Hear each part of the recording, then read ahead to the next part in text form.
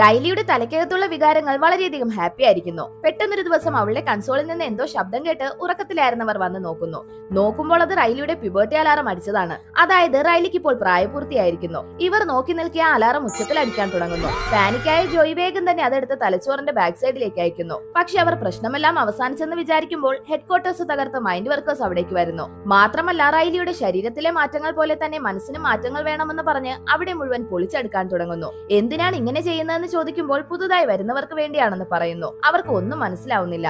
മാത്രമല്ല ആ workers റൈലിയുടെ കൺസോളും change ചെയ്യുന്നു. അതേസമയം തന്നെ ഇന്ന് ഹോക്കി ക്യാമ്പിൽ പോകേണ്ട ദിവസമായതുകൊണ്ട് അമ്മ വന്ന് നീ ഇതുവരെയും ഒന്നും പാക്ക് ചെയ്തില്ലേ എന്ന് ചോദിക്കുന്നു. അവളെ കൊണ്ട് മറുപടി പറയിക്കുന്നതിനായി ആങ്കർ കൺസോളിൽ തൊടുന്നു. തൊട്ടടുത്ത നിമിഷം തന്നെ അവൾ അമ്മയോട് ഭയങ്കരമായി ദേഷ്യപ്പെടുന്നു. ഓരോരുത്തർ മാറി മാറി കൺസോൾ കൺട്രോൾ ചെയ്യാൻ ശ്രമിക്കുമ്പോഴും റൈലി ഓവറായാണ് റിയാക്ട് ചെയ്യുന്നത്.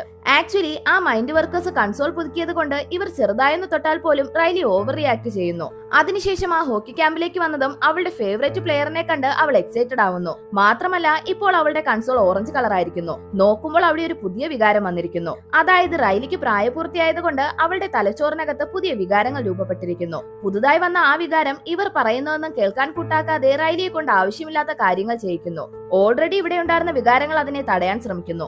അതുകൊണ്ട് ആ പുതിയ വികാരങ്ങൾ അവരെല്ലാം ഒരു ബോട്ടിലിൽ അടച്ച് രഹസ്യങ്ങൾ സൂക്ഷിക്കുന്ന വോൾട്ടിനകത്ത് അടയ്ക്കുന്നു. അവിടെ ഒരു കാർട്ടൂൺ ക്യാരക്ടറിനെ കണ്ടവർ അതിനകത്ത് നിന്ന് എങ്ങനെയാണ് പുറത്തു കടക്കുന്നത് എന്ന് ചോദിക്കുന്നു. പക്ഷെ അതിന് എങ്ങനെയെന്ന് അറിയാത്തത് കൊണ്ട് തന്റെ ഫ്രണ്ടായ വീഡിയോ ഗെയിം ക്യാരക്ടറിനെ വിളിക്കുന്നു. പക്ഷെ അയാളെ കൊണ്ടും അവരെ രക്ഷിക്കാൻ കഴിയുന്നില്ല.